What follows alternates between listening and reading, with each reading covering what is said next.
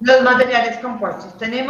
Ya acabamos de ver las definiciones y ahora vamos a ver que hay una parte que se llaman los refuerzos, que va a ser los encargados principalmente de darle resistencia mecánica a mi material compuesto, y la matriz, que va a ser la parte continua, que es la que va a contener esos refuerzos, y esta matriz puede ser polimérica, metálica o cerámica, ¿sí?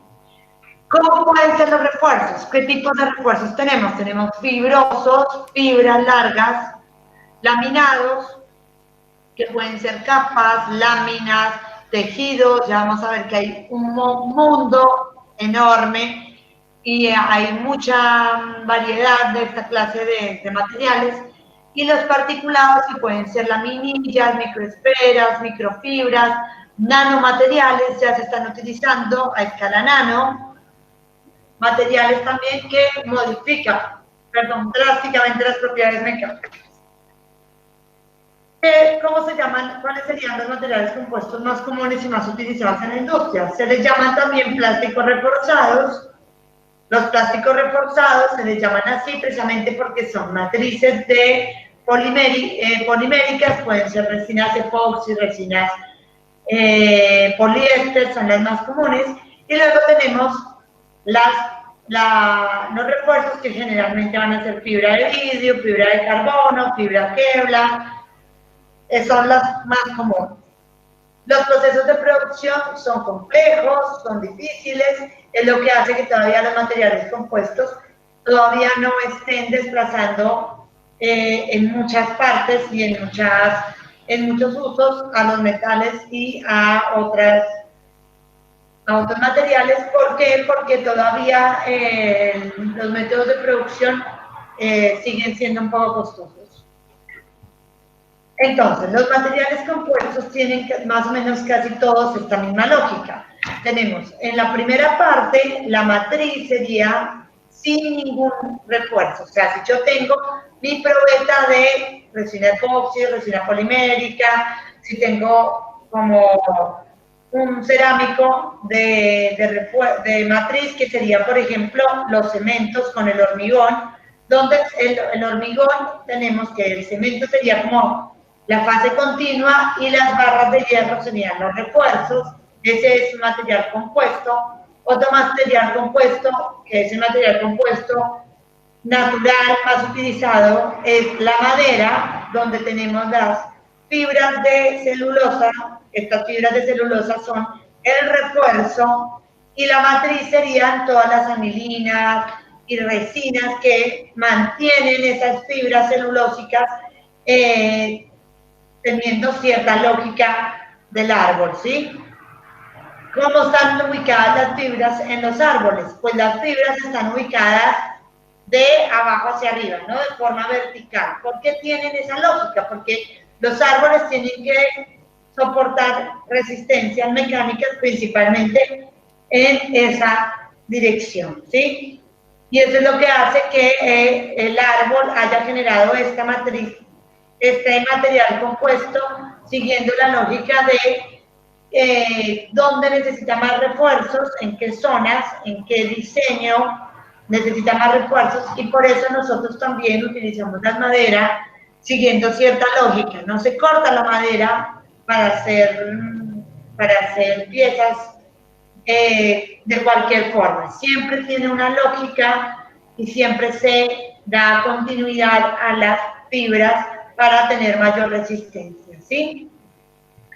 Esto tiene la lógica en el sentido de que ya ahorita vamos a verlo más claramente, pero en función de cómo está diseñado el material compuesto, va a cumplir con las propiedades mecánicas que yo quiero que cumpla. Esa es una forma completamente diferente de pensar los materiales compuestos respecto a otros materiales. En los materiales metálicos, en los polímeros, todo esto como que yo tenía mis propiedades mecánicas intrínsecamente en el material, y luego yo, en función de esos materiales, tomaba decisiones en términos de qué material me servía para cada uno de los objetivos que quiero que cumpla el material, o en función de los tratamientos térmicos y demás, pero todo como a escala microscópica y en el sentido de la microestructura, ¿sí? En los materiales compuestos la lógica viene siendo otra completamente diferente porque yo defino en función de la lógica que quiero o de las propiedades mecánicas que quiero que cumpla la pieza final, defino cómo diseño esta pieza, defino qué refuerzos utilizo, en qué direcciones pongo estos refuerzos, qué voy a utilizar, si voy a utilizar tejidos, si voy a utilizar láminas, si voy a utilizar fibras cortas, en qué dirección quiero ponerlas, qué diseño de laminación voy a tener. Entonces, toda la lógica de materiales compuestos es muy interesante en función de la pieza final. Y es lo que hace que estos materiales sean tan versátiles y puedan ser utilizados de modo tan general, o sea, en función de cómo, de lo que yo quiero que cumpla, lo puedo diseñar. No tengo como un límite en términos del material. Y Nicolás. Todas estas disposiciones que estamos viendo son a nivel macroscópicas, ¿no? Claro, sí, en el diseño yo defino cómo pongo las telas. Ya ahorita vamos a ver un par de ejemplos para que entiendan mejor cómo es, ¿sí? Porque microscópicamente cada elemento sigue siendo el mismo elemento, no es que cambie. Exactamente, no va a cambiar su estructura. Okay. Y no vamos a generar una reacción química. Lo que estamos haciendo es diseño de piezas en función de propiedades mecánicas que cumplan estas piezas, que quiero que cumplan la pieza final, ¿sí? Y la resina vendría a ser lo que... la matriz sería... Lo que pega todos los materiales, ¿no? La que unifica y... La que unifica es... continua. Exactamente. Es la parte continua de mi material compuesto, la que los une. Sí, Mafe. Super. Okay. No, yo quería darles un ejemplo práctico de eso, nada más, algo visual. Es como cuando hacen la chocotorta, el queso con el dulce de leche para poner las galletitas, bueno, eso es la resina. Ah, perfecto, buen ejemplo. O sea, es buen ejemplo, pero malo está ahora. Bueno, a ver, pero es algo muy a comer algo. Sí, porque ahora parece que voy a pedir alguna. Algo rico para comer. Sí. Bueno, entonces, en función de cómo diseñamos nosotros las matrices, los materiales compuestos vamos a tener cierta lógica, ¿sí? Acá entonces les muestro, por ejemplo, una probeta. Si tuviéramos una probeta de solo la matriz, solo la parte de la resina, pues la que va a estar sometida a tracción, pues obviamente va a ser la misma resina porque no tengo fibra, ¿verdad? Luego acá tenemos un material compuesto ya. Este material compuesto tiene una matriz de resina reforzado al azar. Al azar significa que yo pongo fibras sin ningún sentido. Ya vamos a ver que existen lo que llaman chop o mat, y ese chop o mat son fibras que están ubicadas de forma aleatoria en algunos tejidos o que yo esplasheo o disperso sobre mi material compuesto de forma aleatoria, y eso es lo que le va a dar las propiedades mecánicas a mi material compuesto, ¿sí? ¿Quiénes van a estar sometidas a tracción en este caso? La resina, la matriz, lo que va a hacer es transmitir, ese es su objetivo, transmitir a las fibras el esfuerzo a tracción, ¿sí? Entonces la tracción la va a recibir la fibra que va a ser el refuerzo del material. Luego tenemos cuando yo hago cierta lógica de diseño. Entonces si yo quiero que un material compuesto tenga ciertas propiedades mecánicas, como lo que acaba yo de comentar, la madera, por ejemplo. La madera yo quiero que, o sea, el árbol lo que busca es soportar carga, sobre todo de forma vertical. Entonces lo que hace es tener las fibras de celulosa ubicadas de forma vertical. Es decir, que cuando yo le voy a hacer tracción a una probeta de madera, si hago tracción en el sentido de las fibras, voy a tener una respuesta mecánica, y si hago tracción en contra de las fibras, o sea, verticalmente, en este caso, y no horizontalmente, o sea, no en la dirección de las fibras, pues el que va a estar sometido a tracción va a ser la resina, ¿sí? Por eso en los materiales compuestos decimos que tenemos el diseño, que los materiales compuestos pueden ser anisotrópicos o isotrópicos. ¿Recuerdan lo que significaba anisotropía e isotropía? O acitropía también.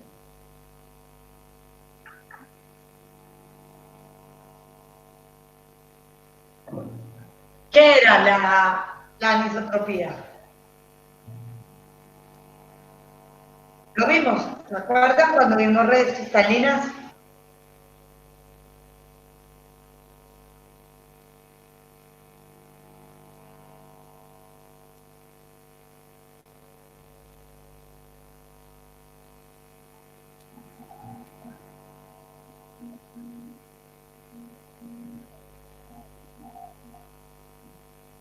¿No? Bueno, la isotropía era cuando el material presenta iguales propiedades mecánicas en todas las direcciones. Por ejemplo, la mayoría de metales. ¿Recuerdan por qué decíamos que los metales eran isotrópicos?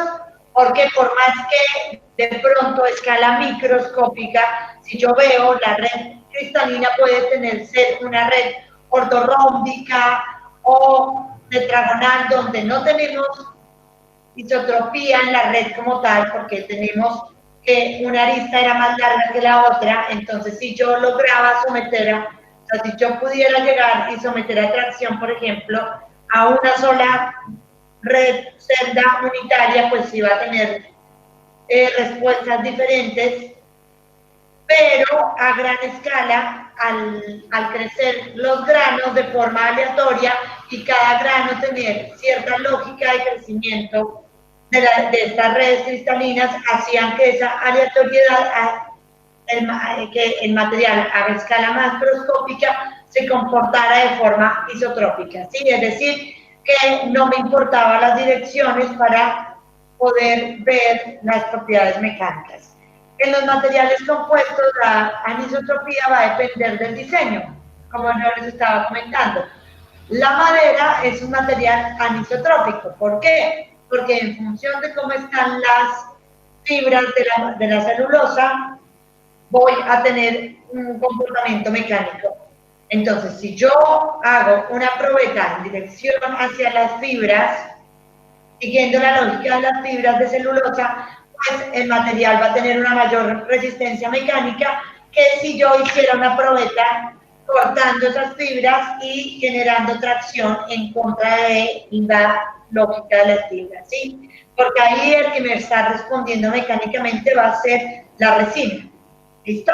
Entonces, en función del diseño, yo puedo definir si mi material va a ser isotrópico o anisotrópico. ¿Cuándo logro que un material compuesto sea isotrópico? Pues haciendo un diseño donde yo tenga aleatoriedad y esté tenga, por ejemplo, fibras hacia todas las posibles direcciones, ¿sí? Entonces, si yo tengo fibras en todas las posibles direcciones, pues el material, en teoría, se va a comportar isotrópicamente. ¿Sí?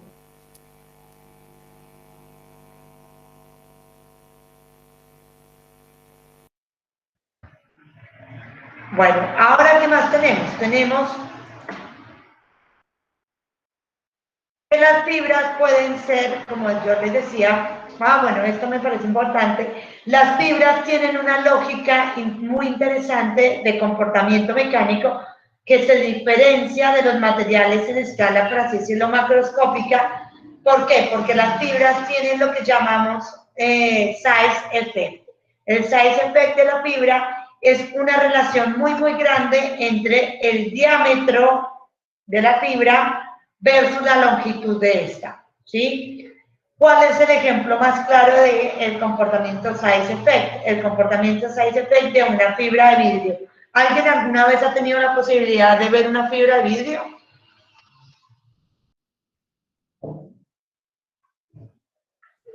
¿No? ¿Nunca? Sí, en el trabajo. ¿Fibra de vidrio, la de las piletas? ¿Eso dice? La de las piletas, exactamente. Sí, lo vi en las piletas. Nunca vi Por cómo se abajo. hace, pero como hacen así los kayak, todas esas cosas, sí vi acá hay un chico en el barrio que produce eso y he visto cómo la lija y Bueno, todo eso, esos sí son vi. materiales compuestos. Todo lo que hacen las piletas, los kayaks, todo eso son materiales compuestos.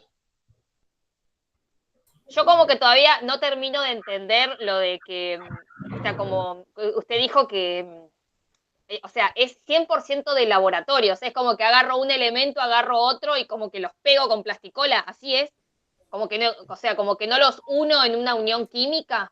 Es como que haces un engrudo, me parece, y lo metes adentro, algo así. Claro, lo que pasa es que cómo funcionan las resinas. Las resinas son líquidas, recordamos los termoestables, ¿no? Las resinas son líquidas en un momento. Yo compro la resina poliéster o la resina epoxi, me la venden en un tarro líquida, en una lata líquida, y luego me venden por el otro lado el catalizador, y yo lo que hago in situ o en el momento, en el lugar, cuando vaya a hacer la pieza, cuando voy a hacer la pieza, lo que hago es poner mis telas sobre mi, vamos a hacer un ejemplo, pongo, acá estamos, ponemos mis telas, mis diferentes telas, que pueden tener todas estas lógicas, ya las vamos a ver, pueden ser fibras cortas como las de las piletas, o pueden ser tejidas, o todo esto, y yo lo que hago es poner mis telas sobre el molde y empiezo a pasarle la resina, este es el proceso más básico y común, que es el de laminación manual, y entonces yo le voy pasando precisamente con un rodillo, le voy untando la resina y voy mojando y Ah, humectando esas fibras con la resina, ¿sí? ¿Qué va a pasar cuando yo dejo esa resina un tiempo ahí? Pues la resina va a empezar a curar, va a empezar a polimerizar en el momento, va a generar todo ese entrecruzamiento y la reacción polimérica y va a unificar y a mantener las fibras quieticas y fijas dentro de esa resina, ¿sí? ahora entendí. Entonces lo que yo hago es esta clase de lógica. Acá tengo el molde, acá tengo un gel coat, que generalmente es la pintura, que es la que vemos nosotros en la pileta, por ejemplo, Sí, que es la que va a tener la terminación superficial, que yo quiero que se vea linda, bien estética. Además, ese gel coat tiene protección generalmente a los rayos UV para que no se claro. degrade el material compuesto. Luego tengo generalmente una malla de material compuesto que tiene una graduación o una densidad muy baja, es casi una telita muy delgadita con muy poca fibra para que se unifique bien al molde, porque si tengo esta lógica de geometría muy compleja, pues necesito que se unifique bien al molde la fibra. Si no se unifica bien al molde, pues voy a tener problemas de terminaciones superficiales, ¿verdad? Y luego empiezo con la lógica que yo quiero en función del diseño que yo quiero que cumpla la pieza final, defino cuántas láminas le pongo de material, cuántas láminas le pongo yo de fibra, qué fibra le voy a poner, si le pongo fibra de vidrio, si le pongo fibra de carbono, si le pongo unidireccional, o sea, solamente hacia una dirección, si le pongo bidireccional, si le pongo tejida. Todo eso va a depender mucho de la lógica que yo quiero que cumpla en la pieza final, o sea, qué propiedades mecánicas quiero yo que cumpla esa pieza, ¿sí? Sí, Y ahora entendí. entonces le voy untando la resina y y espero luego que cure y saco del molde la pieza final, ¿sí? Ese sería como el proceso de producción más básico, que es el de laminación manual. Ya ahorita vamos a ver los otros. Pero bueno, por ahora quiero que entendamos cómo son las fibras y por qué tiene esa lógica de size effect. Entonces, las fibras voy a compartir un poco, voy a dejar de compartir esto, voy a compartir toda la pantalla y vamos a ver, porque es que claro, yo en la presencialidad tenía un montón de fibras y demás, se las mostraba, pero acá no. Entonces, bueno, ¿están viendo o no? ¿Sí? Sí. Bueno, esta es la fibra de vidrio. Si yo hiciera un zoom acá en la fibra de vidrio, cada una de estas es una fibrita, es un hilo delgaditico de vidrio que se hizo. Ya vamos a ver cómo es el proceso para hacer fibra de vidrio y fibra de carbono. ¿Sí? Entonces, con esa fibra, con esos hilos muy delgados de fibra de vidrio, yo luego puedo hacer todas estas clases de materiales. Puedo hacer este que es un tejido, ¿sí? Este es un tejido unidireccional, ¿sí? Si ven que las fibras solamente están en este sentido, en ese sentido hay generalmente es hilos de algodón que no tienen mayor resistencia mecánica, ¿sí? Hay otras que tienen otra lógica de bidireccionales, a ver si encuentro una bidireccional por acá. Estas creo que sí son bidireccionales, ¿sí? Pero bueno, esta es bidireccional. Si ven acá el tejido, unas pasan por encima, por abajo, y las otras pasan por abajo, por arriba, acá, en vertical y en horizontal. Tenemos otras fibras que son esta sería la mat, se le conoce como mat en inglés, y esta es la que yo les decía que tenemos las fibras cortadas en más o menos 2 pulgadas, 1,5 pulgadas, cortan fibras muy pequeñas, las las splashean con, perdón el término, pero bueno, les ponen con spray, resina y hacen estas bobinas. A ver si. Profe, Sí. dijo que esas fibras tienen 2 pulgadas de diámetro. 2 pulgadas de diámetro no, de largo. Ah, De diámetro no, o sea, las fibras son muy delgaditas, pero se corta ese hilo larguísimo que generamos acá en el mat, se corta y se dispersa de forma aleatoria y se une con un poquito de resina para hacer estas mantas. ese A ver tipo dónde hay. de fibra de vidrio así dispuesta al azar, junto con la Sí, resina, usamos en el trabajo como aislantes claro. en la celda de distribución eléctrica, para que no haya una fuga de corriente y pase de una celda a la otra. Ponemos esos aislantes, como nosotros lo llamamos intercelda, junto Claro, con una porque chapa. son completamente aislantes porque la fibra es un cerámico, entonces es un aislante, no te transfiere energía, no es conductora. Ujú. Entonces las usan para eso también, como aislante térmico y aislante eléctrico. Y en materiales compuestos se utiliza para hacer lo que les decía, por ejemplo, todos los procesos de producción de laminación manual, la mayoría, es la más económica y la más fácil de utilizar, se utiliza este mat, que lo que tiene es, en función de la densidad, por ejemplo, es muchísimo más tupido, por así decirlo, ¿sí? Entonces, en función de la densidad, tenemos diferentes cantidad de fibra. Hay unos más delgaditos, hay unos muchísimo más gruesos, 400, 600 gramos por metro cuadrado.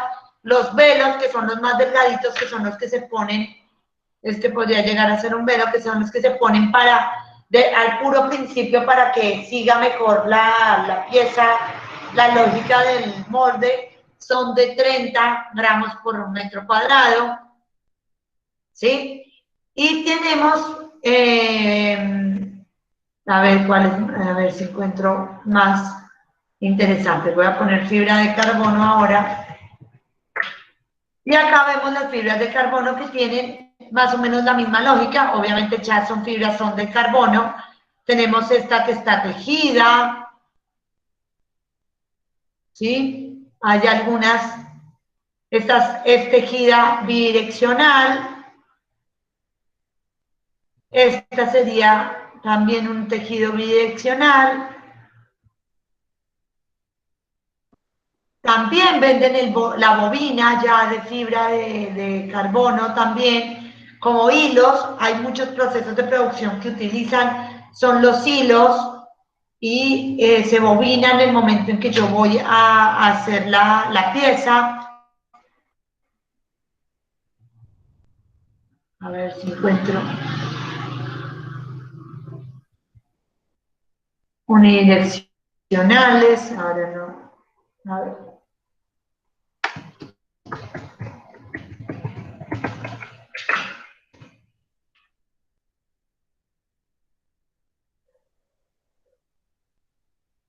Acá están las unidireccionales, ¿sí las ven? Bueno, hay muchísimas clases de telas, hay muchísimas lógicas, hay una variación muy interesante. Esto es lo que llamamos prepreg, que ya vamos a ver qué es un prepreg y por qué son también tan interesantes de usar.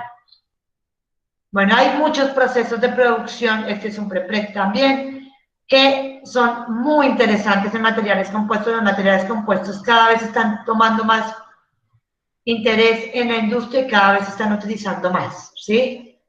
Bueno, voy a regresar a la presentación.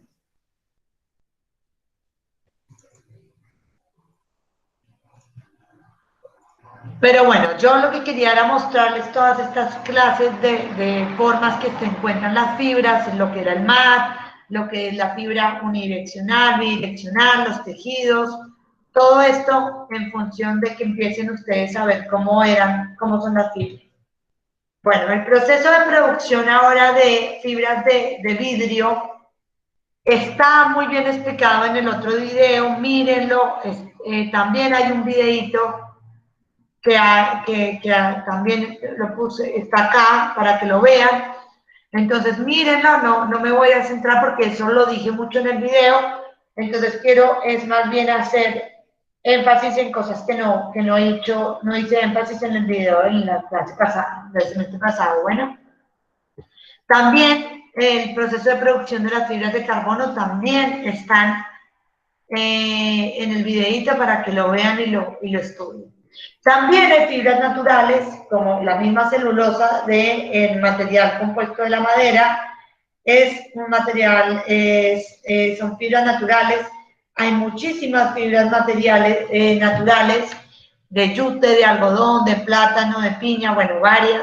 Se están empezando a estudiar mucho estos materiales por el tema que habíamos visto en la clase pasada de sustentabilidad. Entonces, bueno, empezó cada vez a ser más interesante el hecho de tener fibras naturales como posibilidad para el desarrollo de materiales compuestos más sustentables y naturales. Me quedó faltando la historia, que es así quiero que se quede claro, del size effect.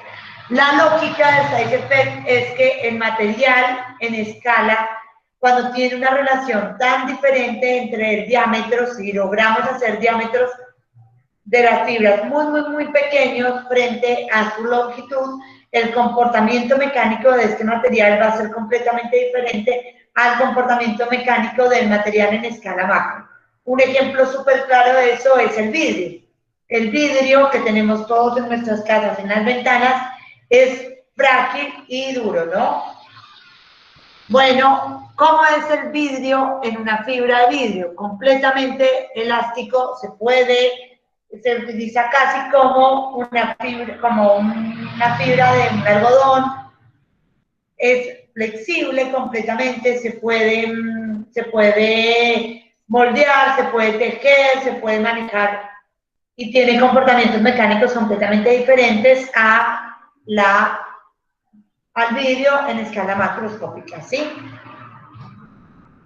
Voy a quitar un poco me parece que no anda muy bien internet. Entonces, bueno, la idea es entender esto, la lógica del size effect, ¿sí?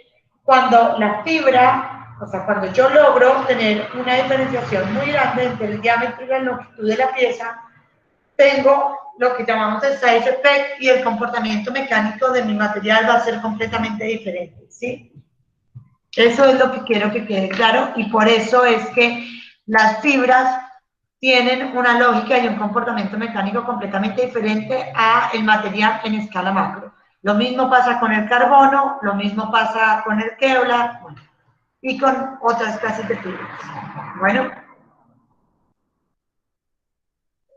¿qué clases de fibras hay? Existen fibras inorgánicas, la más conocida es la de vidrio, existen fibras poliméricas, de polietileno, de aramida, el Kevlar es la más conocida, por ejemplo, existen fibras de carbono o grafito, existen fibras metálicas de acero, cobre, tungsteno, existen mallas de esta clase de materiales. Para, por ejemplo, cuando yo quiero que un material compuesto que por lógica, si uso fibra de vidrio y resina va a ser aislante y quiero que sea conductor, le pongo mallas especiales de metales para hacer que el material compuesto sea conductor.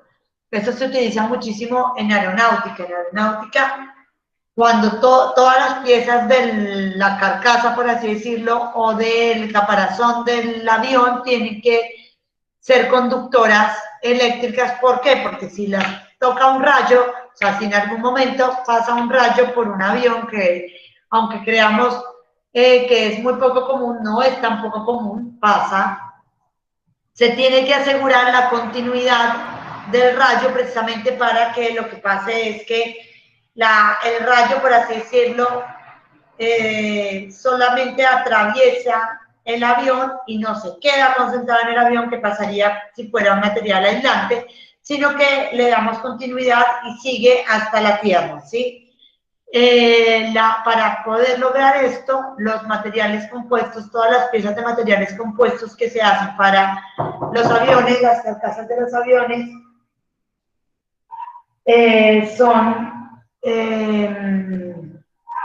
tienen la lógica de material. Perdón, un segundo.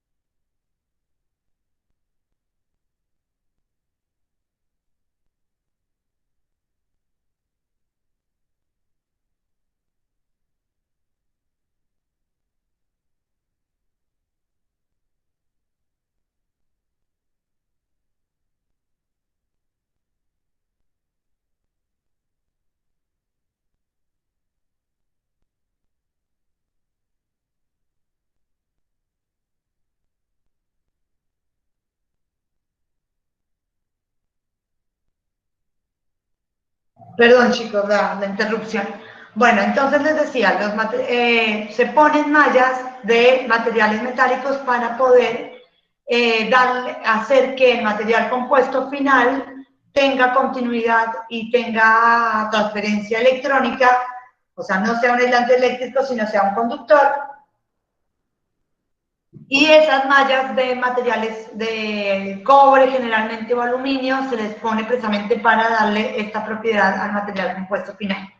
Luego tenemos algunas también de cerámicos, que no son las que menos se utilizan actualmente, y whiskers, que son algunas también que se están utilizando, pero a escala de laboratorio todavía, y son de monocristales de cobre, níquel, carburo, donde se están tejiendo, por así decirlo, se está logrando hacer de modo controlado las fibras, ¿sí? Pero bueno, eso está todavía en escala laboratorio. Bueno, voy a pasar esto que ya lo vimos, esto también ya lo vimos. El enzimaje o sizing también lo expliqué yo en los videitos. Mírenlo y si tienen alguna duda me consultan. Bueno, tenemos entonces las propiedades de algunas fibras, también está súper explicado en el videito, voy a pasar un poco más rápido porque en el video lo que no expliqué muy bien fue la parte de procesos, entonces quiero centrarme un poco más ahí, ¿sí?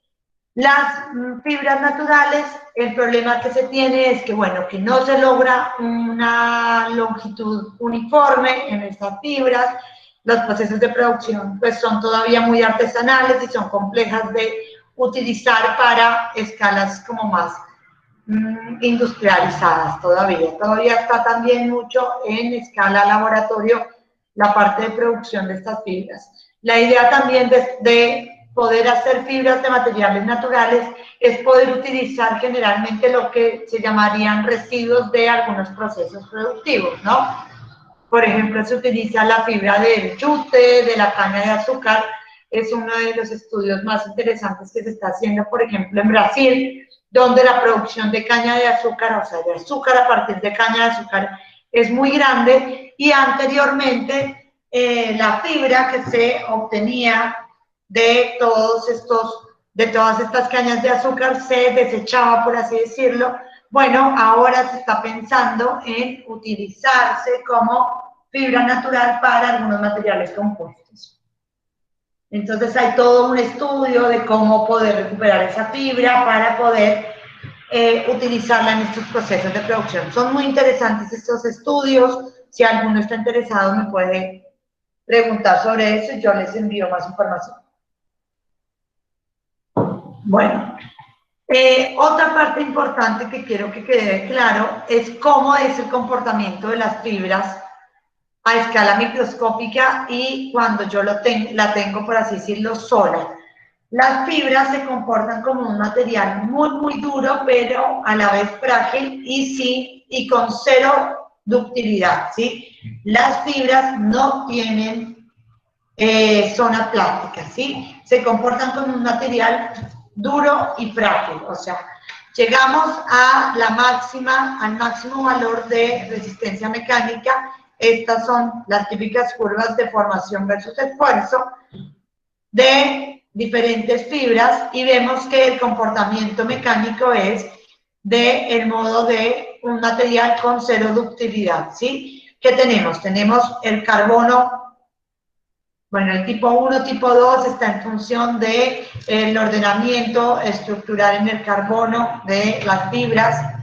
Tenemos Kevlar y fibra de vidrio, ¿sí?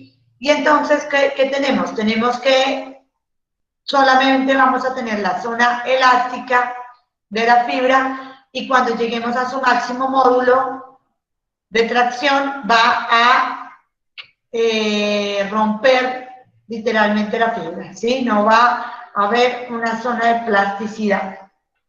Esto es importante porque hace que el material compuesto tenga un comportamiento intermedio o siguiendo la lógica de estos materiales. O sea, si yo tengo un material compuesto hecho de fibra con resina, el comportamiento del material compuesto va a ser como la unión, no la suma perfecta de la fibra con la resina. La resina también, ¿qué es? Si yo tengo una resina termoestable, ¿cómo son las resinas termoestables también en términos de propiedades mecánicas? ¿Recuerdan cómo se comportaban las termoestables?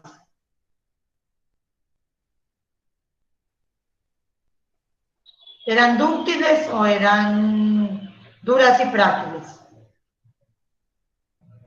En función de su lógica, de la estructura, ¿qué piensan ustedes? Si no saben. Si no se acuerdan.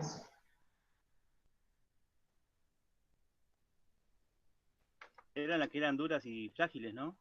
Sí, son duras y frágiles. ¿Por qué son duras y frágiles? Porque la estructura, al ser tridimensional, compleja, con un alto grado de entrecruzamiento, pues hace que el comportamiento mecánico de estos materiales también sea complejo y no tenga esa ductilidad que sí tienen los termoplásticos, ¿sí?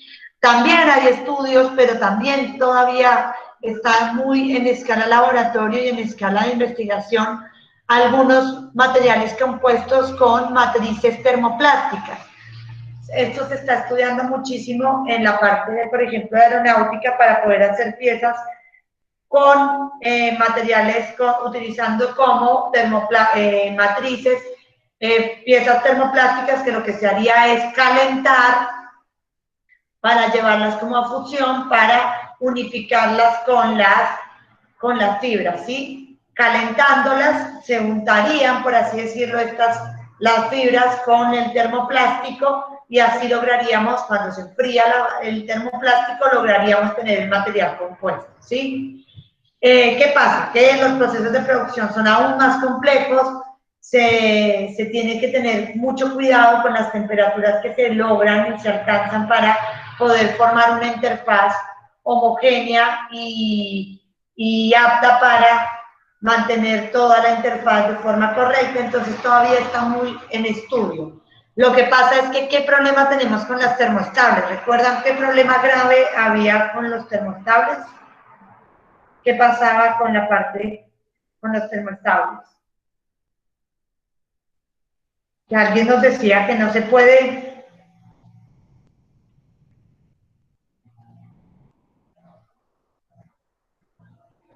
que no se pueden reciclar fácilmente, ¿verdad? Los materiales Ahí termoestables. uno de los chicos dice que no se podrían fundir. Claro, bueno, no se pueden reciclar. Ese es el problema más grande de las termoestables. Yo a la pieza yo los materiales compuestos con la termoestable, ¿cómo lo hago? Tomo la resina líquida y hago el proceso de polimerización in situ con las fibras, ¿verdad? Entonces voy humectando las fibras con la resina epoxi o la resina poliéster, pero si hice mal la pieza o si la pieza se fractura en un momento y ya no la puedo utilizar, ya no tengo forma de recuperar esa resina y ya pierdo la pieza completamente. El método de reciclabilidad de las termoestables es muy complejo y realmente a escala industrial todavía no sé qué recupera mayor cantidad de materiales termoestables. Entonces, ¿qué pasa? Las piezas terminan siendo desechadas, ¿sí? ¿Y qué pasa? Pues, como no son biodegradables, terminan 500 años nuestra pieza de material compuesto en el SEAMSE, ¿no? En el relleno sanitario y ni se ha enterado que la desechamos, sino que se queda ahí completamente inutilizada. Entonces, por esta razón, es una de las razones más importantes por la cual los materiales compuestos están empezando a intentar hacer algo en termoplásticos. Uno de los usos más importantes que se está teniendo, por ejemplo, ahora en materiales compuestos, es en todas las palas eólicas. ¿Alguien ha podido ver esos aerogeneradores eólicos? Ahora hay algunos en el sur, hay estas palas eólicas que son enormes. Bueno, estas palas eólicas, la mayoría de palas eólicas, estaba viendo a ver si yo tenía una fotito, pero me parece que no, son hechas en material compuesto con resinas generalmente, bajo un proceso que se llama RTM, ya lo vamos a estudiar. Y lo que pasa es que cuando se fracturan o chocan, por ejemplo, a veces chocan los pájaros o se fracturan por velocidades muy altas del viento, no se pueden recuperar esas palas. Entonces terminamos desechando esas palas y también estamos generando un problema ambiental importante, ¿sí? Entonces, por eso están empezando a hacerse tan estudiados los materiales compuestos con termoplásticos. Pero bueno, la idea es mostrarles a ustedes que cuando el material compuesto, cómo va a comportarse. Entonces, dependiendo obviamente la relación resina-fibra, vamos a tener cierto comportamiento mecánico. Esto es algo que se controla generalmente en los procesos de producción, precisamente porque, por ejemplo, acá tengo esta gráfica, a mí me parece muy interesante. Estamos esfuerzo versus de formación, entonces lo que nos está mostrando es el comportamiento mecánico, por ejemplo, de la resina epoxi, que es también duro y frágil porque también tiene ese mismo comportamiento. Acá veríamos un material compuesto que es epoxi, la misma resina epoxi, pero con 30% de fibra de vidrio o vidrio. Entonces, cuando tengo una pieza que logra tener hasta un 30% de fibra, ya mejora drásticamente las propiedades mecánicas. Si tengo 60% de fibra de vidrio, mejora aún más el comportamiento mecánico de esta pieza. Si tengo una pieza de resina epoxi con 60% de carbón, de fibra de carbono, ya tengo el comportamiento mecánico muy similar al que podríamos tener con un acero. Entonces empezamos a ver lo interesante que pueden llegar a ser los materiales compuestos y cómo pueden reemplazar a estos otros materiales en ciertas piezas. Y luego tenemos esta que es como, todavía no es industrialmente, pero epoxi con 60% de fibra de boro. ¿Sí? ¿Qué comportamiento mecánico tienen? Pues tienen un comportamiento duro y frágil. Los materiales compuestos son muy frágiles y por eso no son sometidos a impacto, ¿sí? Yo cuando tengo una pieza de material compuesto y le genero un impacto, generalmente el material compuesto no va a responder muy bien a impacto, ¿sí? ¿Por qué? Porque precisamente es duro y frágil. Entonces, a impacto tienen un comportamiento relativamente malo, porque no tienen ductilidad. Pero para tracción pueden ser muy útiles porque tienen un comportamiento muy interesante la fibra. Esto es la parte de procesos, mírenlo, no voy a ir un poquito más rápido en esta parte. Vamos a ver entonces los procesos, ¿sí? Teníamos el proceso de producción manual. ¿Alguien, alguna duda, alguna consulta hasta acá? Entendimos lo más importante del concepto de un material compuesto, donde tenemos una fibra, una interfaz y una matriz, ¿sí? El refuerzo o las fibras tienen que estar unidas con la matriz, unificamos el material y esa interfaz tiene que ser continua para lograr estos comportamientos mecánicos. Si no tengo una excelente interfaz y tengo porosidad o tengo problemas y de laminaciones o tengo problemas de continuidad en la interfaz, el comportamiento mecánico no va a ser el ideal, ¿sí? Bueno, entonces los materiales compuestos tenemos los de fibras de, el proceso más básico es el de la laminación manual, donde tenemos uno de los problemas más grandes, es que dependemos muchísimo, pero muchísimo de la capacitación del operario. El operario tiene que estar muy bien capacitado para poder hacer un material compuesto por laminación manual con buenas propiedades mecánicas. Otro de los problemas más grandes que tenemos en laminación manual es que no podemos controlar lo que ya habíamos visto de la relación entre fibra y resina, ¿sí? ¿Por qué? Porque al ser manual va a depender mucho del operario cuánta resina le está poniendo para humectar o impregnar las fibras, el sentido, si está de buen humor, si no está de buen humor, si está con pereza, si no está con pereza, si tiene ganas de poner un montón de resina, pues le pondrá un montón de resina y no hay forma de controlarlo, ¿sí? Entonces, el problema de estos procesos es que no son certificables, obviamente yo no tengo control importante en términos de propiedades mecánicas, porque las propiedades mecánicas ya acabamos de ver que hay una relación directa entre el porcentaje de fibra versus el porcentaje de resina para poder saber cuáles son las propiedades mecánicas del material final. Y generalmente lo que se tiene es una relación muy baja de fibra. En estos materiales compuestos tenemos máximo 35-30% de fibra versus 60%, 70% de matriz polimérica.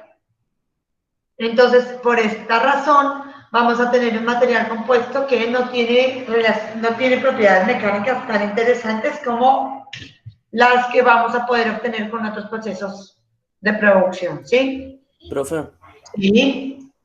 ¿el operario tiene que poner, digamos, fibra por fibra o agarra alguna malla o algo de eso y ya lo pone? Generalmente son las MAT.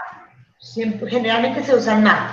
Se ponen lo que yo les mostraba, Sí. las telas grandes MAT, entonces se va poniendo la tela MAT en todo el molde. Yo corto la tela MAT acá con la forma del molde más o menos, lo pego bien al molde y voy pasando la resina y la voy mojando bien y la voy pegando bien al molde y voy asegurándome que está toda húmeda, el mat que puse, toda la tela que puse. Y el excedente por encima de los bordes lo corta, ¿no? Sí, generalmente siempre queda alrededor del molde, siempre se hace o sea, el molde final, yo generalmente siempre hago un recorte de la parte de afuera porque tiene fibra mal pegada, tiene poquita resina, tiene cortado de la fibra como yo aseguré cortarla para que pueda estar bien pegada al molde, entonces sí, siempre tiene un porcentaje de scrap. Ok. La producción manual.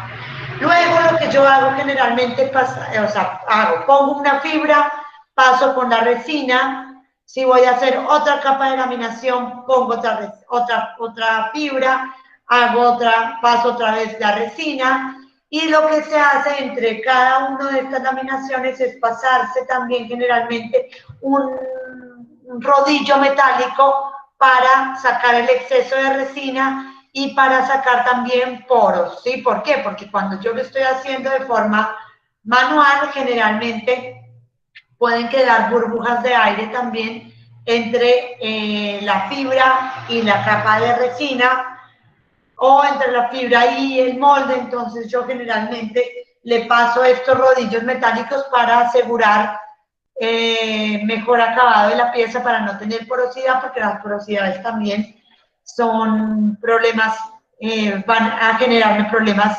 mecánicos, ¿sí? También van a hacer que vayamos a tener problemas en términos de la continuidad en la interfaz. Si tengo mucha porosidad, voy a generar como una interfaz defectuosa y no voy a tener las propiedades mecánicas que quiero de mi pieza, sino ¿en qué se hacen estas piezas? O sea, ¿qué clase de piezas se hacen mediante producción de laminación manual? Bueno, en la Argentina, tristemente, muchas de las piezas que nosotros usamos o manejamos, o sea, que utilizamos en el diario vivir, están hechos por el proceso de laminación manual. Ahora casi todos los colectivos, todas las fachadas o las chapas del colectivo ya no son chapas de metal, sino casi todas son piezas en material compuesto y se hacen por laminación manual. Las de los trenes también, muchos trenes están hechos, la mayoría de las carcasas de los trenes están hechos también por materiales compuestos ahora. ¿Por qué? Porque la relación peso propiedades mecánicas es muy interesante, es una de las razones por las cuales los materiales compuestos empezó a desplazar a otra clase de materiales en esta clase de procesos o de usos, porque todo esto genera, o sea, si tengo un colectivo que pesa el triple de lo que pesa con materiales compuestos, pues estoy consumiendo gasolina, nafta o diésel al cohete, ¿no? Porque estoy cargando mucho más peso, entonces estoy utilizando más combustible.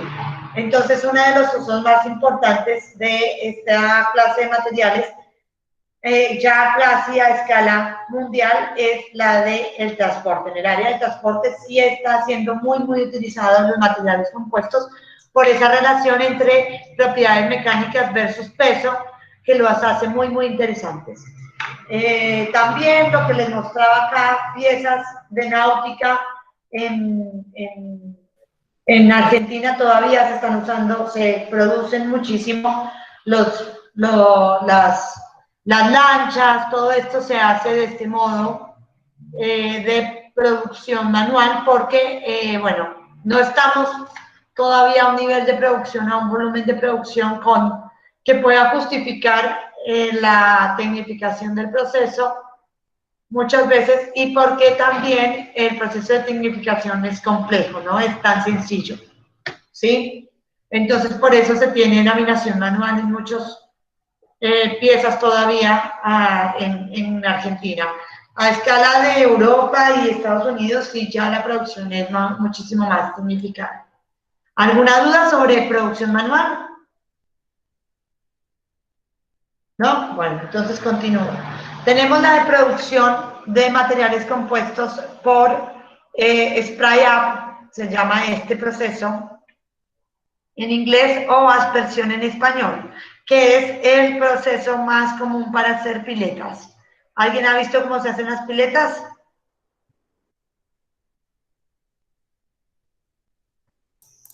No, profe, ni idea. No, bueno, se hacen como con una pistolita. Acá está la pistola.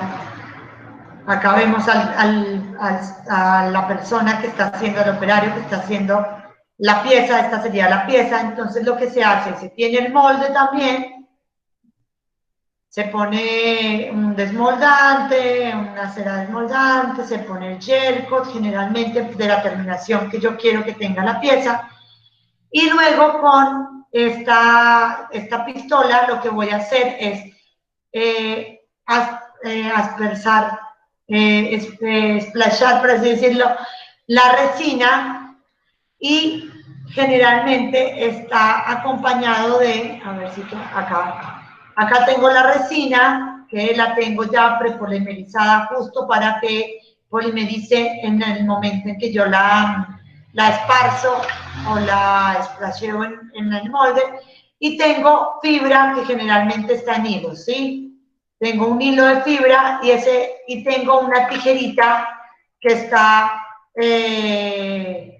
sincronizada con la pistola. Entonces cuando yo presiono la pistola para que me genere el spray de la resina, la tijerita va cortando pequeños chops, se les llaman chops, o pequeñas tiras de la fibra, y la va por así decirlo, también se me fue la palabra, a esplachar. A dispersar, gracias. A dispersar sobre el molde. Entonces ahí estamos dispersando la fibra al tiempo que estamos dispersando la resina, ¿sí? Y entonces acá lo que vamos a hacer es una capa de material compuesto. Va a caer de forma aleatoria fibra y resina constantemente, y vamos a generar la capa de material compuesto, ¿sí? Así se hacen las piletas. Ese es el uso más generalizado de este proceso. O sea, se hace esto en varias capas. Piensen que el grosor de la pileta no se hace de una sola vez, ¿sí? Claro. Se seca y se vuelve a hacer otra capa de lo mismo. Igual no es que se mantenga, o sea, entre capa y capa no curó completamente la resina. ¿Por qué no cura completamente la resina? ¿Por qué creen ustedes que es importante que la resina no haya curado entre capa y capa completamente? Para que se adhiera, ¿no? Para que se ligue, o si no ahí tendríamos un problema en la interfaz, ¿no? Tendríamos como un mini material compuesto de una capa muy delgadita, y por arriba tendríamos otro material compuesto, porque si ya terminó de polimerizar el material, ya no vamos a tener esa interfaz que necesito, ¿sí? Claro, para que sea una sola cosa, ¿no? Porque si no serían varias capas. Exactamente. Entonces, pero sí, como dice Fer, se hace una laminación, o sea, paso una vez, luego paso otra vez, luego paso otra vez, y hago el espesor que yo quiero en mi pieza final, ¿no? ¿Qué problemas tiene y qué desventajas importantes hay en este proceso? Pues que también es muy difícil controlar la relación fibra-resina, que también depende muchísimo de la capacitación del operario y de cómo está haciendo el proceso de producción, ¿sí? el operario y también no tengo una relación fibra-resina interesante, entonces las propiedades mecánicas del material compuesto tampoco es el más interesante, ¿no? Por eso es que tampoco se utiliza para piezas muy complejas, sino para piezas como de bajo costo. Profesora, ¿Sí? me parece que ahí está mostrando justo la matriz.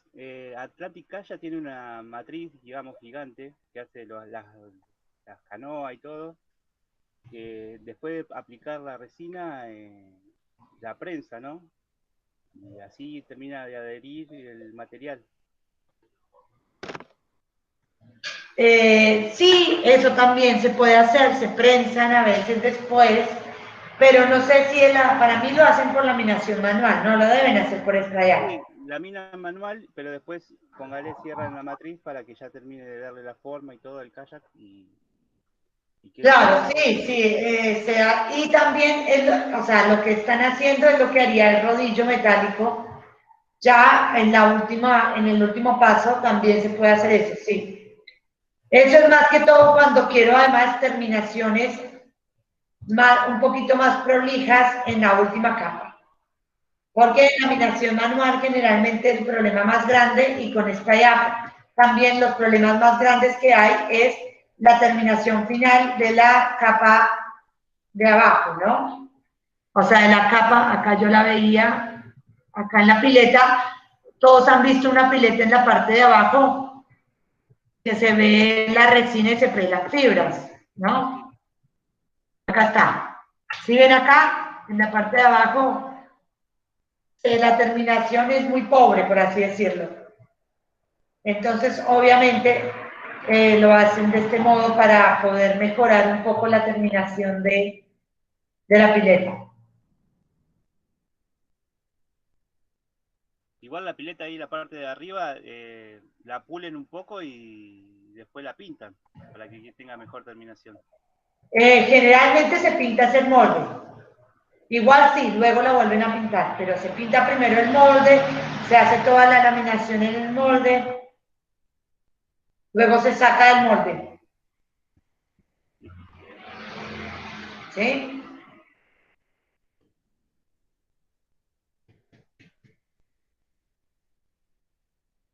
Bueno, luego tenemos, bueno, ¿cuáles son las ventajas de estos procesos? Que son muy económicos, estos dos procesos son relativamente económicos. Tenemos laminación rápida, pues realmente el spray up sobre todo es muy rápido. El de laminación manual se puede demorar un poco más, pero el de spray up realmente es rápido.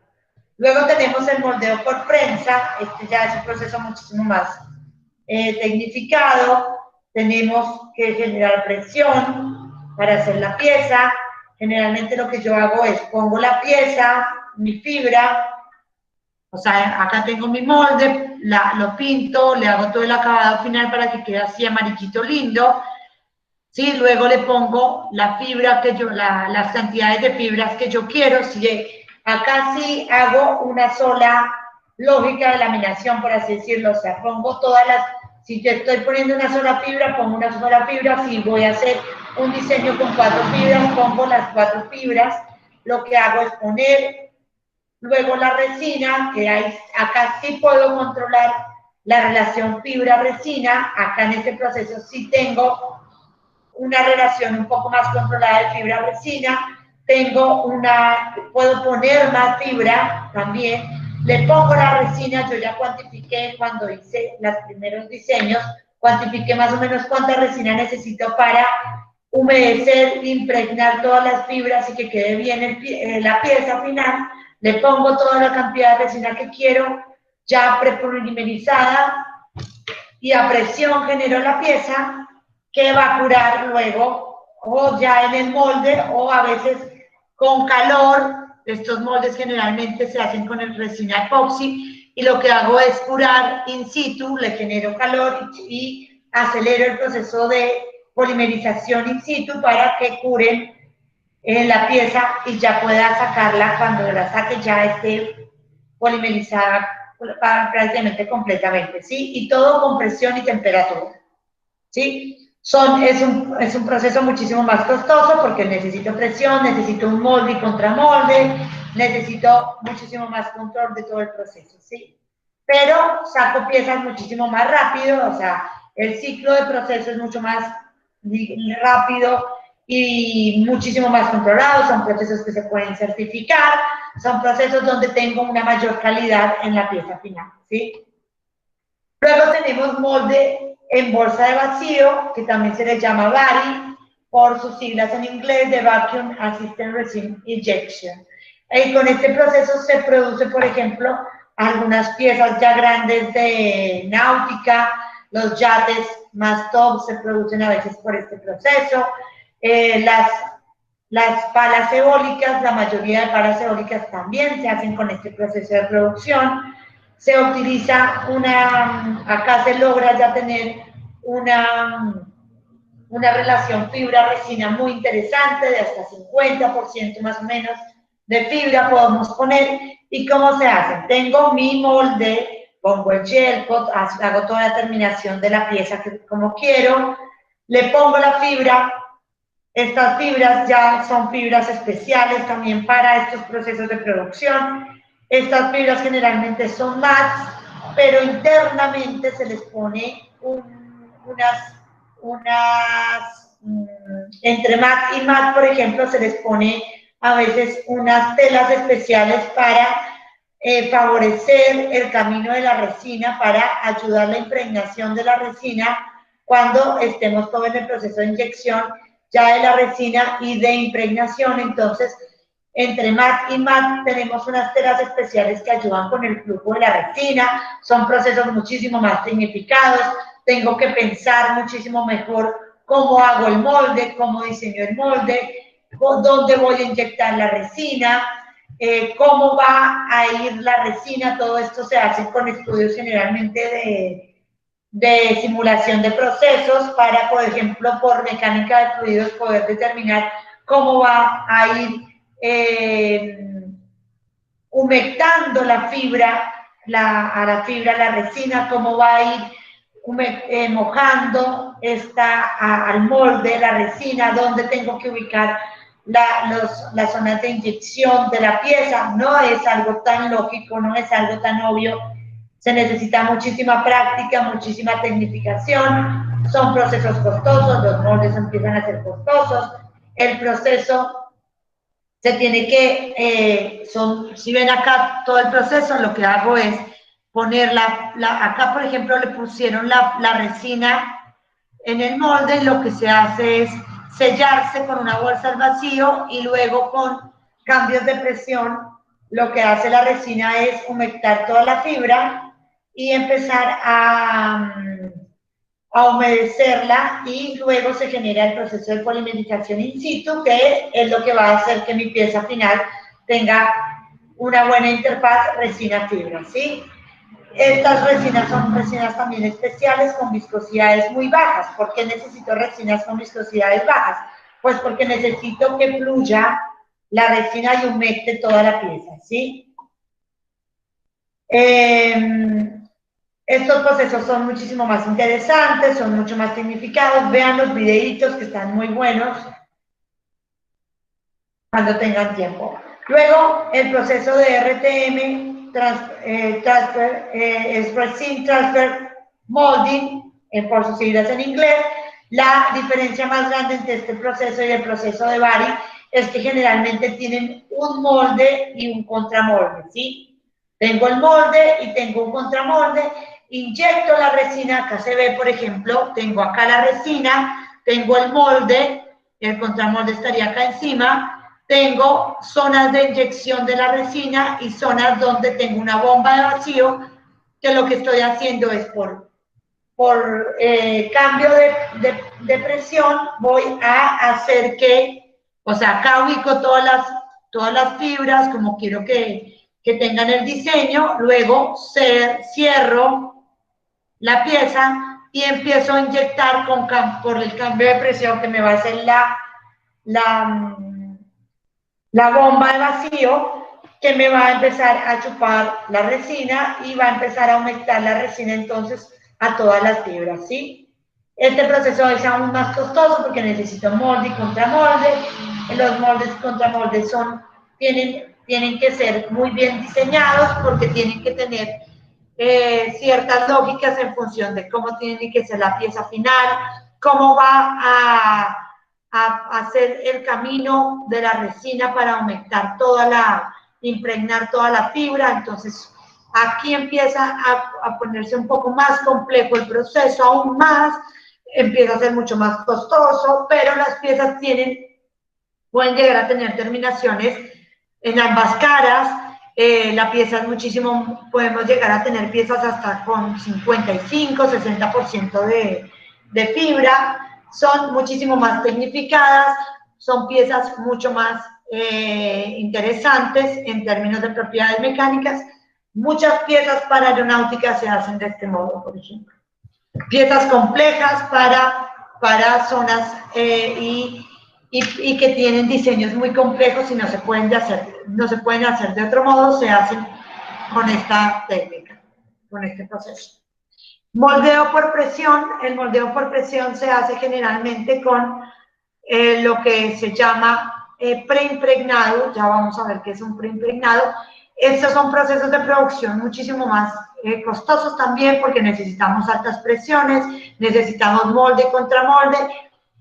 Una de las cosas más interesantes que tiene este moldeo por presión, por prensa caliente, es que el ciclo para hacer una pieza es mucho más rápido.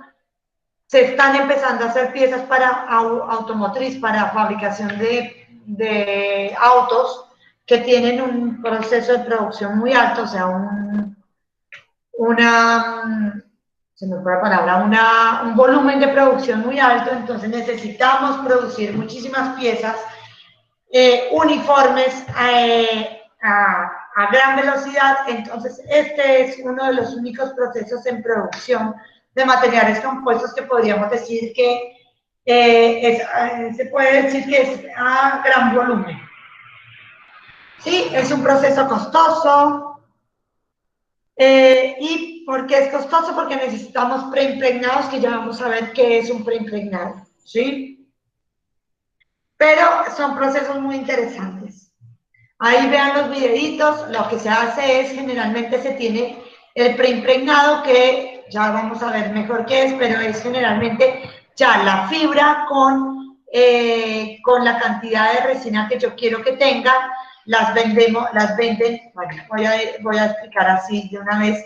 En los videitos de materiales compuestos, de fibra de carbono, explican bien cómo se hacen los preimpregnados. Mírenlo, está muy bueno.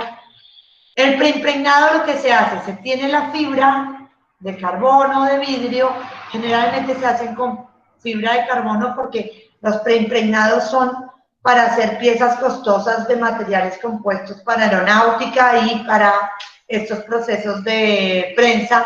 Entonces se tienen las fibras este, por ejemplo, es un preimpregnado unidireccional, o sea, tengo las fibras unidireccionales de carbono, las empiezo a impregnar con una cantidad de resina justa que yo quiero que se tenga. Tienen unas formulaciones especiales. De hecho, yo compro ya el preimpregnado, compro estas bobinas de preimpregnado que no son nada económicas y ya tienen la resina justa, ¿sí? Entonces este sería ya como mi material compuesto, como la primera capa de mi material compuesto ya con la fibra y la resina. Lo que pasa es que la resina me la venden prepolimerizada, o sea, aquí la resina está con un grado de polimerización muy, muy bajo. Si yo toco, de hecho los preimpregnados tienen como un tag, son como pegachentas o no sé en español argentino. Como, si quieren, un poco pegajosas. Pegajosas, gracias. Sí, y el pegajoso es porque la resina precisamente no ha terminado de curar, ¿sí? ¿Qué pasa? Que yo con la química juego para que la resina no cure. Entonces, siempre todos estos materiales preimpregnados se guardan previamente y se guardan en frío Por eso son tan costosos. Yo tengo que mantenerlos refrigerados. ¿Para qué? Para detener el proceso precisamente de polimerización, ¿sí? Entonces, al enfriar los materiales, las bobinas de resina de fibra preimpregnada con resina prepolimerizada, lo que estoy haciendo es disminuir la velocidad de polimerización de la pieza. Tienen una vida útil justa. Te dicen, por ejemplo, tienen que durar a 3 grados y tienen una vida útil de 2 años. Entonces, si yo no utilicé mi bobina durante esos 2 años de material preimpregnado, así las haya tenido todo el tiempo en la heladera, ya no sirven porque ya el proceso de curado terminó y la resina se curó. Y entonces, si yo la utilizo, ¿qué va a pasar? Pues que no voy a tener una buena interfaz porque la resina, al ya estar curada, no me va a pegar con la otra capa que haga de material compuesto, ¿sí?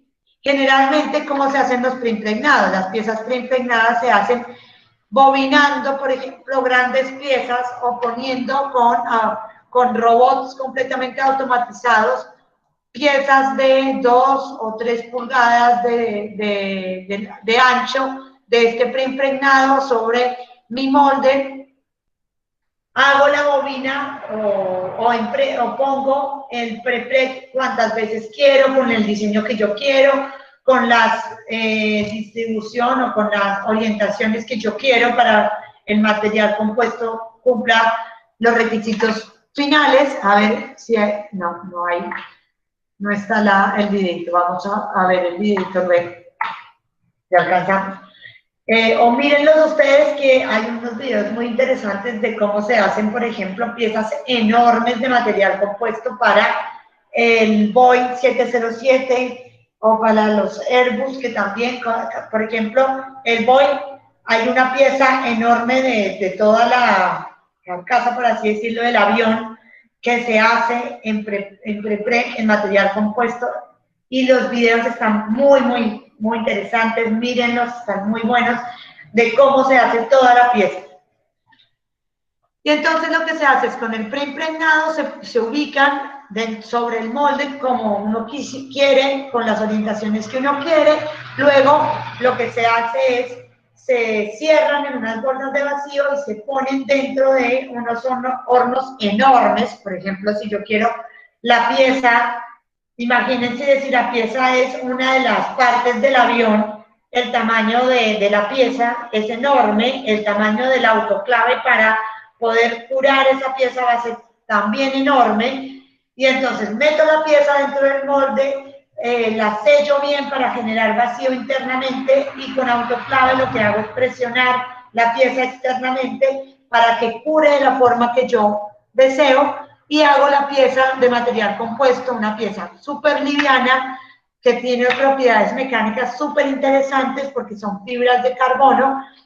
Y lo que hago es la pieza total de este modo. Entonces, para aviación y para aeronáutica y para aeroespacial, cada vez están haciendo piezas más complejas, pero obviamente el costo de la pieza es enorme. ¿Por qué es rentable? Porque pues para un avión, el precio de un avión hace que sea rentable toda esta ingeniería para poder hacer una pieza de un peso muy ligero, que tenga propiedades mecánicas súper interesantes. Entonces, por eso está haciendo tan interesantes los materiales compuestos, y por eso los estamos viendo ahora, porque cada vez están siendo más utilizados. ¿Sí? Acá les explican bien cómo se hace toda la parte de preimpregnación, para que lo vean. Igual en el videito también está muy bueno. Mírenlos tranquilos, vean los videos, están muy interesantes. Este es otro proceso que se está utilizando muchísimo, por ejemplo, para hacer tuberías en materiales compuestos, para hacer postes. Ahora cada vez más los postes de telefonía, los postes de luz, casi todo, se están empezando a reemplazar estos postes de madera o estos postes de cemento, que son súper pesados, que son súper complicados de instalar, por postes de materiales compuestos que son súper livianos, pueden ser huecos, además que tienen la ventaja de que yo los diseño para que sean muy fuertes verticalmente y puedan soportar la carga, pero que si llega un auto y choca contra un poste de material compuesto, pues la persona no se mate, que es lo que pasa también cuando hay un accidente de tránsito, por ejemplo, con los postes de cemento, ¿sí? Entonces, el diseño de estos postes también, en términos de seguridad vial, están siendo muy interesantes, se están empezando a usar, y también para el transporte, por ejemplo, nos contaban, por ejemplo, Almaco, que es la Asociación Latinoamericana de Materiales Compuestos, contaba, por ejemplo, que para llevar energía eléctrica a zonas muy recónditas y complejas, por ejemplo, en la Amazonía, en Brasil, empezaron a hacer postes de este modo, y como eran huecos y flotaban y son súper livianos, por ejemplo, los estaban llevando todos por el río, Amazonas, y los transportaban entre 2 personas nomás, y estaban pudiendo llevar luz, electricidad a zonas recónditas muy complejas donde antes no era posible por toda la logística que implicaba hacer todo el trazado de electricidad, ¿sí? Con estos postes ahora es mucho más sencillo, el transporte, la operación de ubicación y de poder ponerlos en uso son mucho más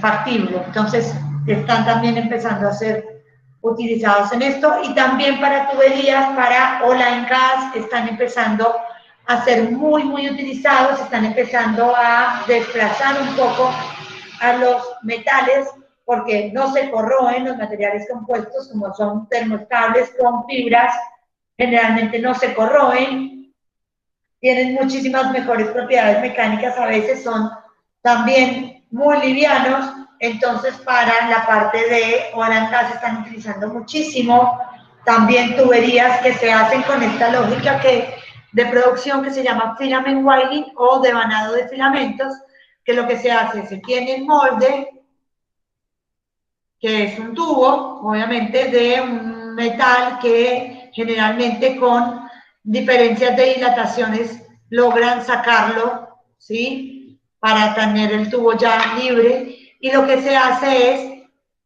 se va con los hilos de las fibras, estos hilos de las fibras se van humectando, se van pasando con la lógica que yo quiera, se van pasando por la resina, se humectan en resina, y cuando ya están humectados en resina, puedo o girar el molde, o generalmente se gira el molde, o a veces se giran también las fibras, dependiendo del modelo, o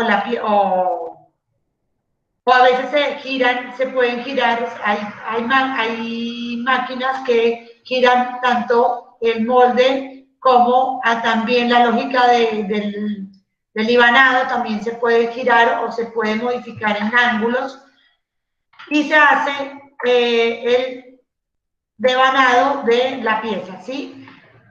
Luego se saca la pieza y se obtienen las tuberías. También se hacen, por ejemplo, ahora se están utilizando tubos para, por ejemplo, los tubos de gas.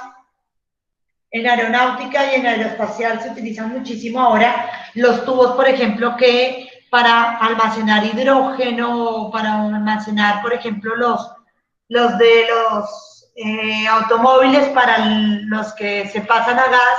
Estos tubos de gas generalmente son tubos de aluminio muy, muy livianos, y para que cumplan con las propiedades mecánicas lo que se hace es devanar con fibra de carbono, fibra de vidrio, estos tubos con cierta lógica, con cierto diseño, y así cumplen con las propiedades mecánicas necesarias para mantener presiones. Y son súper livianos. Entonces son muy interesantes. ¿Alguna duda, alguna consulta hasta ahora? Estoy haciendo un monólogo interesante hoy. Yo, profe, Sí. no me quedó claro, pero no sé si lo dijo. ¿Por qué son algunos procesos continuos y otros discontinuos? Por ejemplo, el proceso discontinuo es cuando yo hago o sea, acá estoy haciendo una sola pieza, ¿sí? Saco la pieza, luego vuelvo a hacer la pieza, Ah, ¿sí? a eso se refiere. Sí, sí. Acá procesos continuos es porque yo puedo hacer el bobinado de pre continuamente. De hecho, se hace continuo y se va cortando el bobinado. ¿Sí? Ahí están las manos de Fernanda en términos de ingeniería industrial cuando uno dice proceso continuo, proceso discontinuo. Por eso pregunta. Sí, Listo, sí. listo, ahí entendí. Listo, perfecto. Es como que lo que Sandra explicaba de laminación manual o de aspersión es por batch, es como si ustedes lo ven por batch, no es algo continuo que saco del molde y ya inserto y hago otro, no, tiene un tiempo. Ah, Los de prepreg son más discontinuidad en en el continuo. tiempo. Ah, ¿Cómo? como que hay discontinuidad en el tiempo, o sea que no es uno detrás de otro. Claro, no es Combinación, uno ¿no? detrás del otro, no. Claro. Entonces necesita el tiempo de curado y después se saca la pieza del molde. En el de Sheet Molding Compound es más rápido si quieren, es para alta producción, entonces es como que lo aprieto sobre la matriz y sale, lo aprieto sobre la matriz y sale, ya el Como compuesto está armado. inyección. ¿Cómo? Como más o menos como los procesos que veíamos en termoplásticos. Tum, tum, tum, tum. Claro, es como más en automático, vos haces de a una pieza pero casi en automático. Claro. Perfecto. Gracias. Profesora, Igual se le denomina discontinuo porque sí, tienes que hacer, es un ciclo. O sea, sacas una pieza, bla, bla, bla, sacas una pieza. O tienes que poner la tela, sacas una pieza. ¿Listo? Sí. Bueno, Fabián, ¿vos querías preguntar algo? sí, en los procesos discontinuos es más trabajo artesano, ¿no? Más artesanal el trabajo. Claro, además también tenemos una parte del proceso que tengo que cortar la fibra, tengo que acomodarla, tengo que preparar el molde, tengo que poner el shell coat, tengo que acomodar, claro, Artesanal. exactamente. Bueno, luego tenemos el de pultrición, que el de pultrición es como el de extrusión, muy parecido al de extrusión en procesos de plásticos, de termoplásticos, pero en este caso lo que tenemos son, vamos pasando las fibras por el molde, estas fibras se humectan previamente por la resina, se van, o sea, tenemos el rollo de las fibras, lo humecto por la resina, los voy pasando de forma controlada y ordenada por el molde y saco la pieza final, ¿sí? ¿Por qué es continuo? Porque yo puedo hacer, acá por este método también se hace tuberías, se hacen piezas de construcción muy interesantes que están empezando también a reemplazar algunos materiales metálicos, ¿sí? Bueno, voy a pasar más rápido. Bueno, y acá terminamos. Son piezas de sección constante. Gracias, exactamente. Sí, pasan por un dado, lo que algunos de ustedes conocen como dado o molde, y el material atraviesa ese dado y siempre va a tener la misma forma. Exactamente. Y listo, terminamos por hoy materiales compuestos, pero bueno, lo que más, a ver, no, voy a presentar otra, porque hay una parte que me faltó, que no sé por qué no la tengo. Profesora, materiales Sí. compuestos en inyección no. Como ser los codos de termofusión y todo eso son compuestos, porque en realidad son materiales, chamac y plástico. Pero esas son por pultrición generalmente, hechos. No por extrusión, sino por pultrición. Sí. ¿Listo? Sí, sí, sí. A ver, voy a mostrarles. A ver si acá está la que yo quiero. Porque me faltó.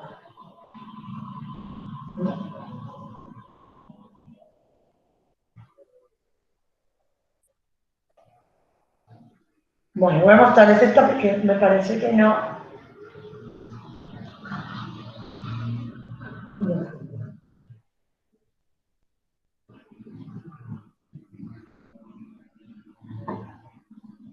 No sé por qué no tengo los videos. Bueno, voy a presentarles los videos.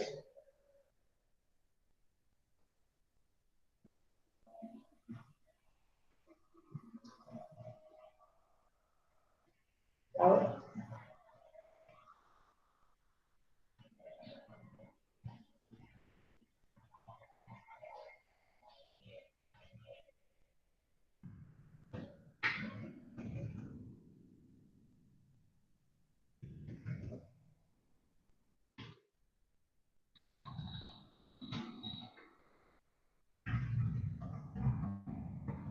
A ver.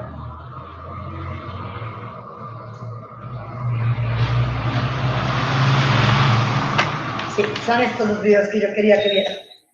Bueno, en la parte de proceso, en la parte de caracterización es interesante ver que la lógica de caracterización en los materiales compuestos es muy compleja y es muy difícil de seguirla en términos de, como por así decirlo, extrapolar información de todos los procesos de ensayos de caracterización que se tenían para materiales metálicos. ¿Sí? Entonces, para mí, me parece importante que veamos que la parte de caracterización tiene cierta lógica, está todavía mucho en pañales, por así decirlo, toda la parte de caracterización de estos materiales, está empezando a darse, cuando empezó todo el boom de los materiales compuestos, se empezaron a dar cuenta que no se podía extrapolar, por así decirlo, la normativa de metales para materiales compuestos, por ejemplo, en ensayos de tracción, de impacto, de flexión, sino que hay que tener su propia normativa, que la forma de hacer las probetas tiene que tener cierta lógica, no se puede hacer las probetas del mismo modo que se hacen las probetas metálicas. Entonces, todo esto se ha podido ver y se está empezando a generar nueva normativa cada vez más interesante y más específica para materiales compuestos, porque se estaban dando cuenta que extrapolar la normativa de, por ejemplo, metales, hacía que se obtuvieran valores erróneos en los ensayos mecánicos, ¿sí? Les voy a mostrar un par de ensayos que están muy, muy buenos. Acá es, por ejemplo, el de flexión de un material compuesto hecho con fibra de carbono, perdón. Y entonces acá vamos a ver, por ejemplo, este comportamiento en el cual vemos que no hay ductilidad, que el material está solo en la zona elástica y de un momento a otro lo que va a hacer es romper, ¿sí? ¿Sí la oyen?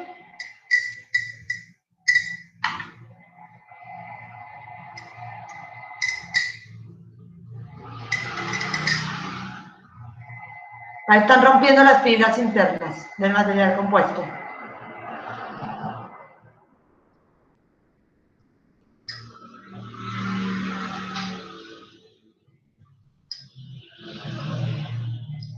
Profe, ¿eso es real o es un simulador? Esto es real. Esto es un ensayo real. Ah, genial.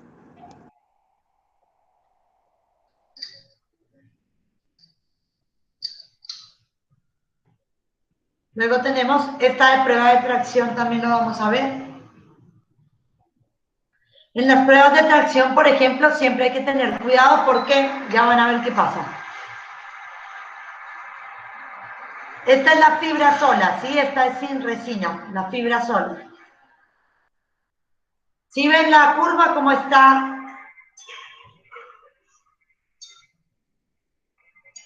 Ahí se empezó a oír.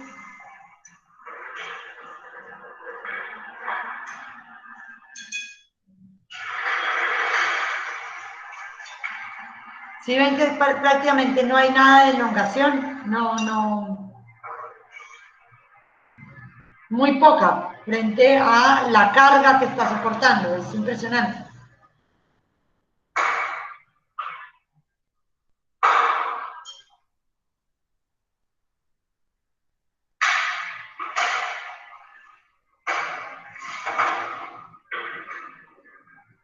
Bueno, voy a adelantarlo un poco.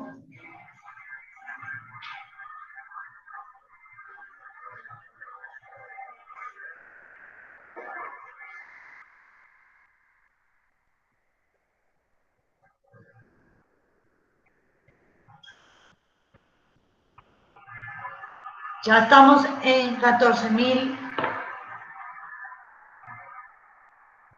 newtons y solamente 5 milímetros. Y cuando ya no va a soportar más, va a... ¿Sí ven cómo lo que pasó?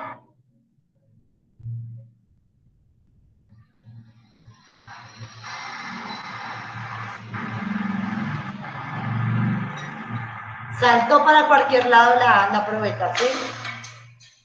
Y chao, se acabó el ensayo. Mírenlo ustedes, está en la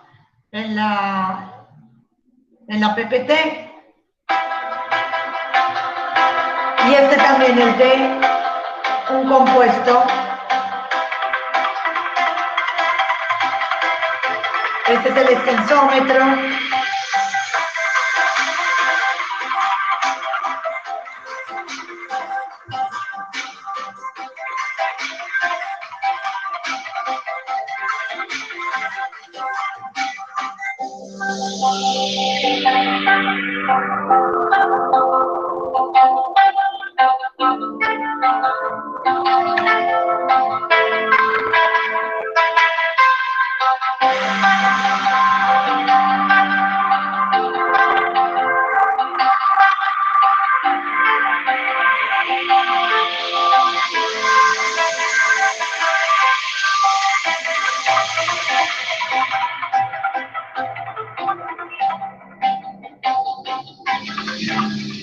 Ya ahí empezó a romper, ¿ven? Se rompió. Bueno, esto es lo que queríamos lo que quería que vieran hoy, que se dieran cuenta de lo interesante que son los materiales compuestos y que obviamente nosotros hacemos un pantallazo muy rápido porque la verdad que no tenemos tiempo. Si tuviéramos más tiempo hablaríamos un poco más de ellos. Pero bueno, la idea es que ustedes sepan que existen, que entiendan la lógica del material compuesto, que sepan cómo es y que cada vez se lo van a empezar a encontrar más en la industria y demás. Es una realidad porque son muy interesantes. Cada vez su uso es más frecuente. Uno de los problemas más grandes que tiene todavía es toda la parte esta de procesos, que en la parte de manual se tiene muchísimo artesanal, o sea, la parte artesanal es muy grande, entonces por eso la producción en masa es costosa y los procesos de producción complejos como el prepreg y todo eso son altamente costosos todavía, por eso todavía no tenemos piezas muy comunes, sino que se utilizan para aeronáutica, aeroespacial, que son industrias muy costosas, ¿no? ¿Alguna duda, alguna consulta del tema?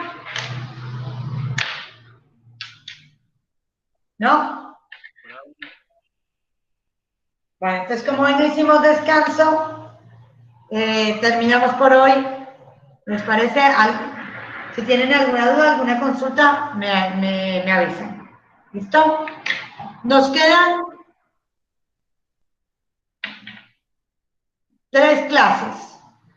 La próxima clase vamos a ver cerámicos y yo creo que algo de selección de materiales Y el viernes, Fer, y el viernes podríamos ver la parte de ensayos, los TPs. ¿Te parece? Sí, sí. No les vamos a poner, porque quedamos tan cortos de tiempo que no vamos a hacer el TP para que ustedes hagan informe y demás, pero sí vamos a ver algo de ensayos porque me parece importante que lo veamos. Bueno. Entonces el viernes vemos eso, ensayos. Y el que sería el 27 y el 2 podríamos ver también ensayos. ¿Qué nos faltaría? Ensayos destructivos y ensayos no destructivos, ¿no?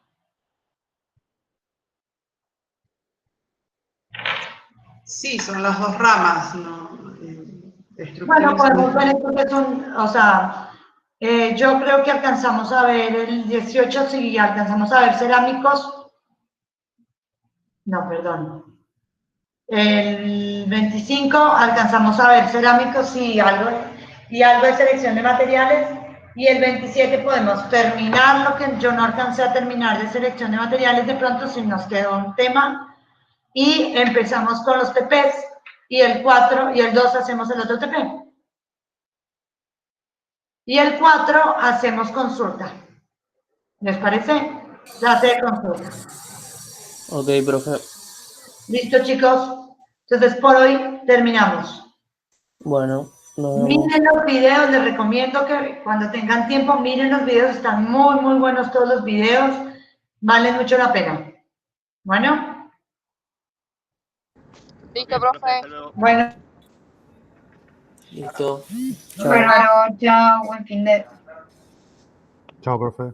Chao a todos.